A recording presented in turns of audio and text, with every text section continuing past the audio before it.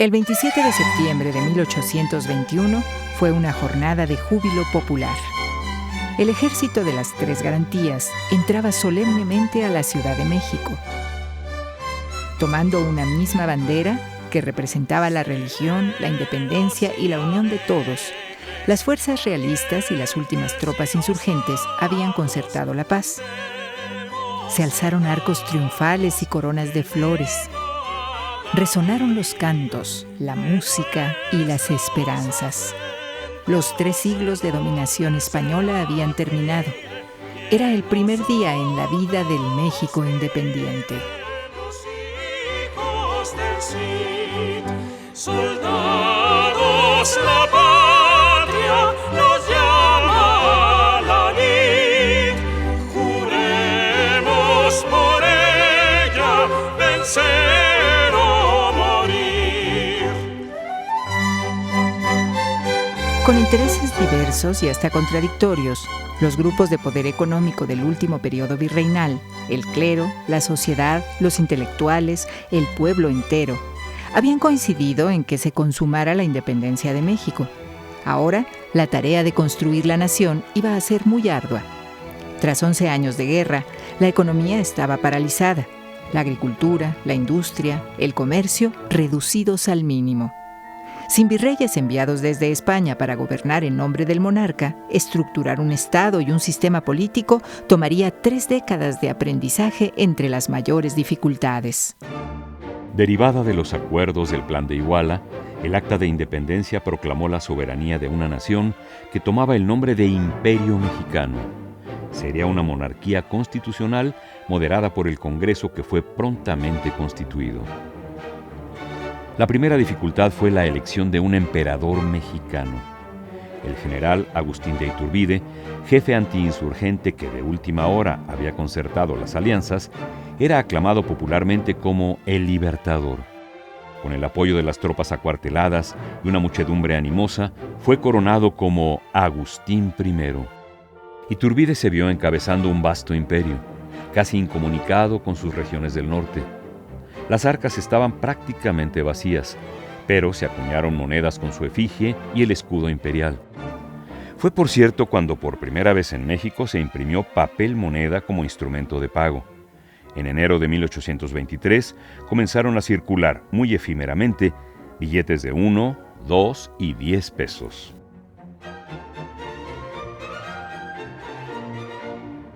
Aunque alcanzó a ser retratado como un héroe de gloria napoleónica, el emperador duró solo 10 meses en el trono. Ante rumores de conspiración y voces republicanas cada vez más insistentes, Iturbide se atrevió a disolver el primer Congreso y fue presionado a abdicar en marzo de 1823. Nuevamente reunidos, los diputados coincidieron en algo fundamental. México sería una república. Surgió entonces la polémica que dividió permanentemente a los políticos de la primera mitad del siglo. Adoptar un régimen centralista con un mando fuerte y concentrado, o bien el sistema federal, que aceptaba la existencia de gobiernos estatales autónomos. En 1824 triunfó el federalismo. El Congreso promulgó la Constitución Federal de los Estados Unidos Mexicanos. En términos de extensión, era el país más grande de la América española. Se estableció la división de poderes y se declaró la religión católica como la única oficial. Don Guadalupe Victoria, veterano insurgente, asumió la presidencia con estas palabras: La independencia se afianzará con mi sangre y la libertad se perderá con mi vida. Antes de que fueran formalmente partidos políticos, las corrientes se congregaban en torno a la masonería, organización de origen europeo, a la que se ingresaba con un ritual de iniciación, jurando lealtad a particulares principios morales y filosóficos. En México se difundió a través de 2 grupos o logias con gran influencia en los ámbitos del gobierno y en pugna por el poder: la escocesa, centralista, y la yorquina, que abanderaba el federalismo. Solo con el tiempo se unificarían como un círculo de índole liberal. El escudo de la República confirmó la imagen ya para entonces emblemática del águila posada sobre un nopal. La postura del águila cambió y los diseños variaron a lo largo del siglo. pero la mexicanidad refrendó su insignia basada en un origen ancestral. Aunque el nacionalismo incipiente y romántico revaloraba el pasado, el universo distante de la civilización mesoamericana tardaría mucho tiempo en ser conocido con alguna profundidad. La arqueología estaba en pañales. El México antiguo yacía bajo las ciudades o entre la vegetación de las selvas, y sobre todo en la memoria de la población indígena, mayoritaria en aquella época, pero segregada por las antiguas leyes virreinales que la arrinconaron socialmente hacia la servidumbre.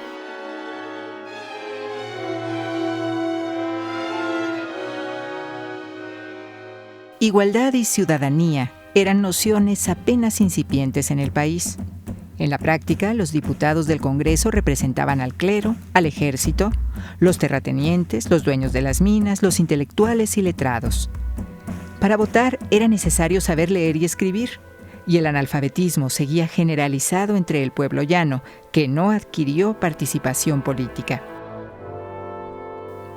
Poco antes de morir, el escritor y periodista José Joaquín Fernández de Lizardi escribió irónicamente: «Dejo a los indios en el mismo estado de civilización, libertad y felicidad a que los redujo la conquista, siendo lo más sensible la indiferencia con que los han visto los congresos».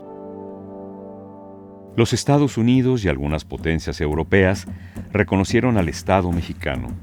España, empero, se resistía. Todavía en 1829, en un intento de reconquista, desembarcó en Tamaulipas una expedición española que terminó capitulando frente al ejército comandado por Antonio López de Santa Anna. En 1833, el general Santa Anna fue electo presidente. Desde tiempos de Iturbide habían comenzado el protagonismo y el poder personal de este hombre contradictorio y en lo sucesivo no muy brillante como militar. Héroe transitorio y finalmente dictador extravagante, lo cierto es que Santa Anna ascendió a la presidencia 11 veces. Su personalidad lograba seducir a las masas y a él lo seducía la ostentación de la toma del poder. Apasionado por los juegos de azar y las peleas de gallos, solía retirarse a su hacienda cercana a Veracruz, dejando a otros las riendas de la administración. El pueblo a veces se pronunciaba a su favor, a veces en su contra. Fue derrocado y repudiado, pero luego vuelto a llamar, y a pesar de torpezas e irresponsabilidades, conseguía recobrar su prestigio entre las élites. Poco a poco, en el plano ideológico, se irían definiendo los dos partidos políticos que marcaron la segunda mitad del siglo, liberales y conservadores. En términos generales, los liberales se adherían al ideario de una república federal democrática, cercana al modelo de la de los Estados Unidos de Norteamérica. Los conservadores, por su parte, lucharon por mantener una tradición política de privilegios y fueros para las oligarquías y un gobierno central de acentuada orientación católica. Mientras tanto, el país tenía la necesidad de fortalecer su identidad en formación, recuperando y reuniendo códices, mapas, documentos históricos, piezas arqueológicas. El economista e historiador Lucas Alamán, conservador ilustre, fundó ya desde 1825 el primer Museo Nacional, un recinto que mostraba al público el arte, la religión, la historia, las costumbres del pasado. Más adelante, empezaría la legislación a tratar de frenar el continuo saqueo de objetos, en un tiempo en que el coleccionismo estaba de moda en todo el mundo, entre los eruditos y entre las familias adineradas.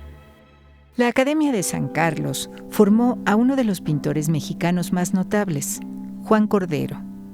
Como artista representativo del espíritu romántico, interesado más en lo individual que en lo social, sus retratos abordaban ya el perfil psicológico de los personajes.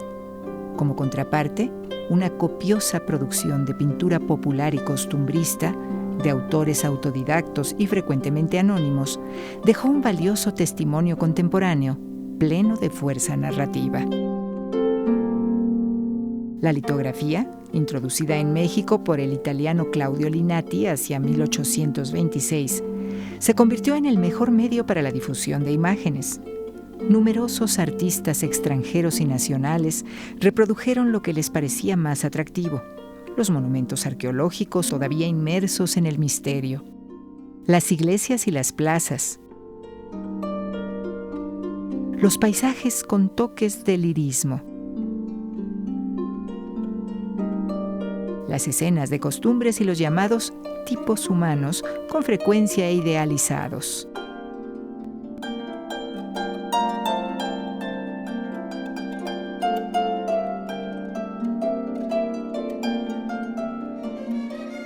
Tanto la estampa como la pintura y la literatura nos dejan ver que en las calles las diferencias y los contrastes sociales eran los mismos que durante el virreinato.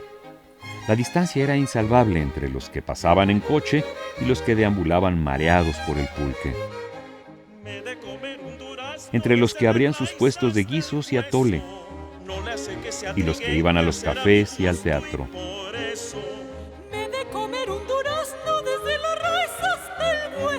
Los pelados y los léperos, la leperusa, el peladaje, incomodaban con su presencia los catrines y petimetres. Las señoras respetables se cubrían con mantillas de tonos discretos. Las llamadas chinas poblanas, con frecuencia empleadas domésticas, llamaban la atención por su atuendo colorido, la enagua no lo suficientemente larga y su conducta desenvuelta. El bonito traje de China era entonces considerado el de una mujer de reputación dudosa. Donde se daban cita casi todas las clases sociales era en las corridas de toros. Introducido por los españoles desde el siglo XVI, este espectáculo se realizaba en áreas abiertas y en plazas que podían albergar hasta 10,000 personas.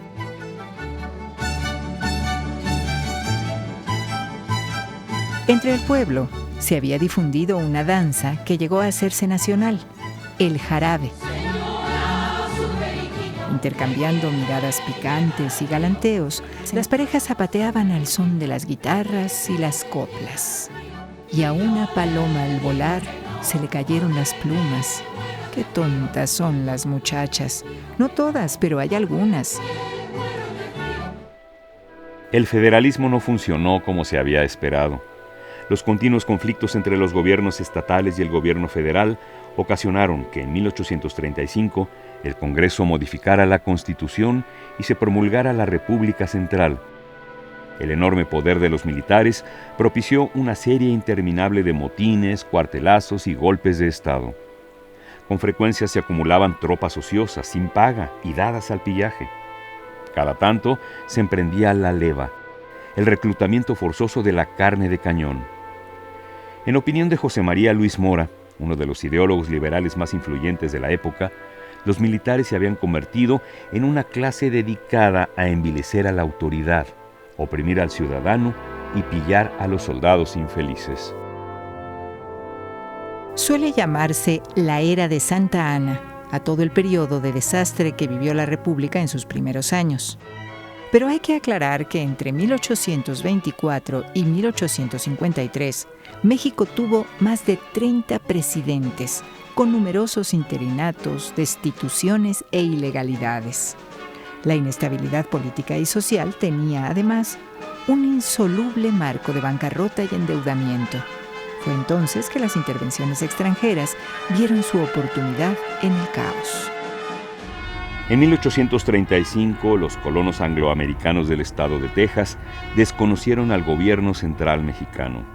Entre otras cosas, su pérdida de autonomía afectaba los beneficios económicos basados en el esclavismo, que había sido abolido por la Constitución mexicana desde 1829. Casualmente, el general Santa Anna no ocupaba la presidencia, pero se encargó de acudir a tratar de someter la rebelión. Fue en este conflicto que se produjo la tan conocida batalla del fuerte El Álamo, cerca de la ciudad de San Antonio. Una victoria mexicana ensombrecida por la orden de dar muerte a los sobrevivientes. Días más tarde, el comandante Samuel Houston consiguió la revancha en San Jacinto. Hecho prisionero, Santa Anna terminó por firmar los tratados de paz que reconocían la independencia de Texas. Un par de años después, el caso de un pastelero francés que reclamaba una cuantiosa indemnización por daños de la soldadesca contra su negocio, le dio el nombre a la llamada Guerra de los Pasteles. El asunto de fondo era que Francia presionaba al gobierno mexicano para que le otorgara un tratado mercantil que le fuera ventajoso. Al no lograr sus pretensiones, Francia pasó al bloqueo naval, el bombardeo y la ocupación del fuerte de San Juan de Ulúa y Veracruz, la principal puerta de entrada desde Occidente. Fue enfrentando a los atacantes que Santa Anna perdió la pierna izquierda. Enseguida fue perdonado por sus recientes errores de Texas y se le aclamó como héroe nacional. Finalmente se firmó la paz, con el compromiso de pagar una elevada deuda. Lo cierto es que México era una nación dividida y vulnerable, y ello alentó en Francia la tenaz idea de la intervención. Eran tiempos de voracidad y reparto del mundo entre las grandes potencias. Para mediados del siglo XIX, la Ciudad de México tendría alrededor de 200,000 habitantes. Aparte de ser la sede de los poderes, era el centro de la actividad comercial y económica. En 1843 se decidió demoler el Parián, el gran mercado que ocupara parte de la Plaza Mayor durante 200 años. Santa Anna ordenó ahí la erección de un monumento, pero solamente llegó a colocarse la base o zócalo. Al pintor italiano Pedro Gualdi debemos imágenes urbanas, con los edificios en todo su esplendor y el ir y venir de las figuras cotidianas. Fanny Calderón de la Barca, esposa del primer cónsul español, hablaba en su correspondencia sobre el primor de tantas iglesias y viejos conventos y ese aire de grandeza que reina por todas partes. La cima del cerro de Chapultepec le pareció un sitio ideal para contemplar toda la extensión del Valle de México como un mapa y apreciar la enormidad nevada de los volcanes.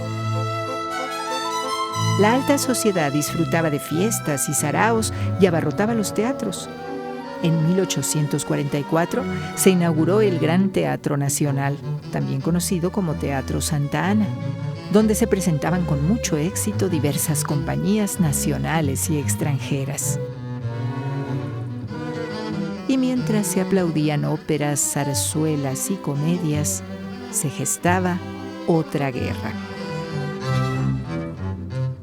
El proyecto expansionista norteamericano buscaba ensanchar las fronteras para su población creciente, necesitada de tierras y recursos naturales.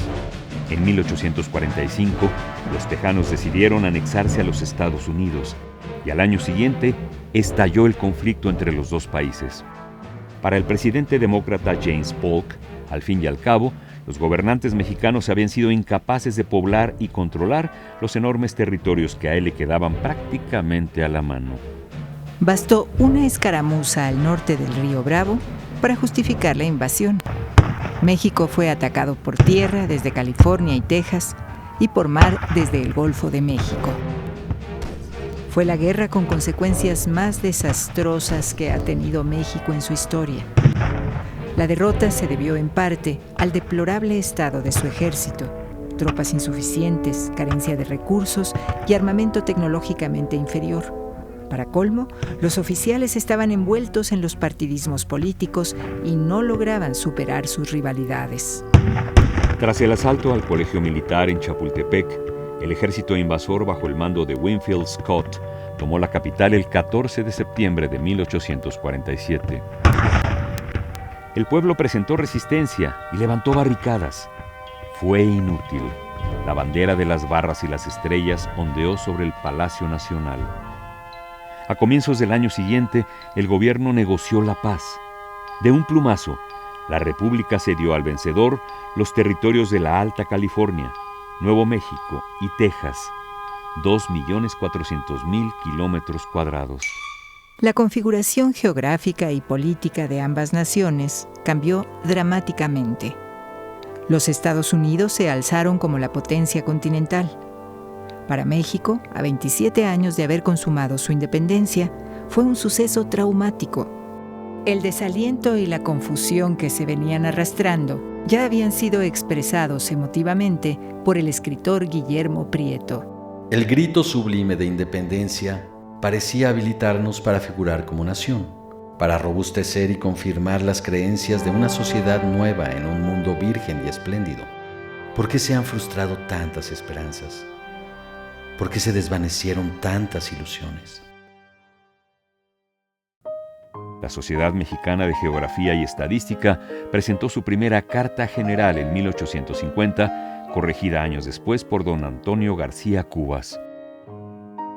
La Sociedad de Geografía representó un enorme adelanto para el conocimiento y la descripción del territorio, ahora reducido a la mitad, las posibilidades productivas y el estudio demográfico, étnico y lingüístico de sus habitantes.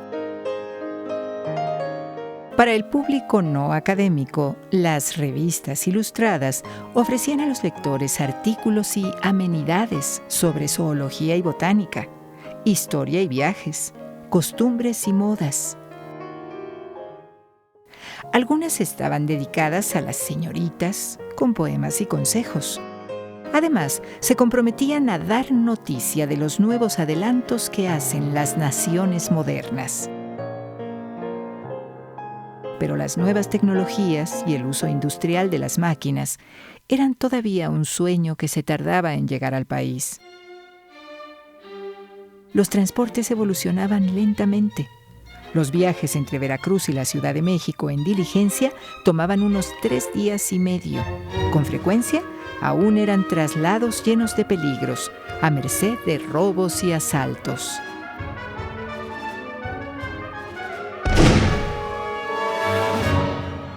En 1857 se inauguró el primer recorrido de un tren sobre rieles en la Ciudad de México.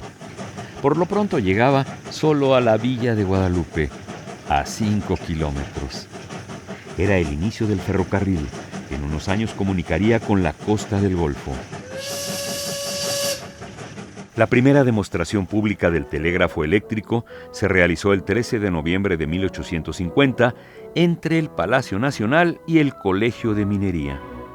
Pero ya para noviembre de 1852, la Ciudad de México y el puerto de Veracruz quedaron comunicados telegráficamente a través de una línea de 408 kilómetros. Hacia 1850, los gobiernos habían virado al conservadurismo.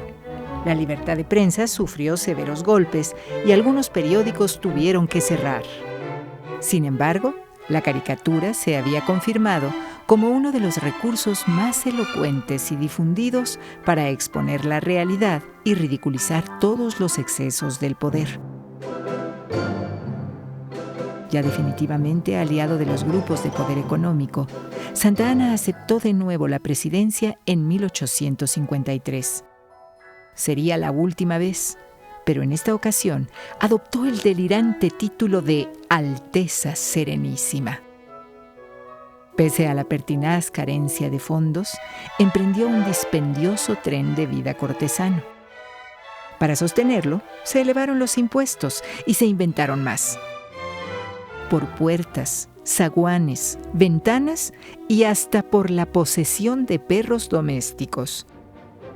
Se impuso, pues, lo más temido por todos, la dictadura, apoyada por una administración singularmente corrupta y abusiva. El descontento se hizo general, incluso entre los grupos conservadores. Impulsado por los generales Juan Álvarez e Ignacio Comonfort, se proclamó el Plan de Ayutla, exigiendo el derrocamiento de Santa Anna y la instalación de un gobierno interino. El país entró en una guerra generalizada, pero no era un levantamiento más. A Santa Anna no le quedó más remedio que huir del país. No sin antes tomar dinero de las arcas a cuenta de salarios pendientes, salió definitivamente de la historia nacional. Corrían los últimos meses del año de 1854. En los escasos 33 años que llevaba como nación independiente, México había pasado por pruebas extenuantes. Las ambiciones personales, las guerras, la pérdida de territorio ahogaban la evolución del país. Había llegado el momento para que entrara en escena una nueva generación de actores políticos. La oportunidad de crear un verdadero proyecto para la República.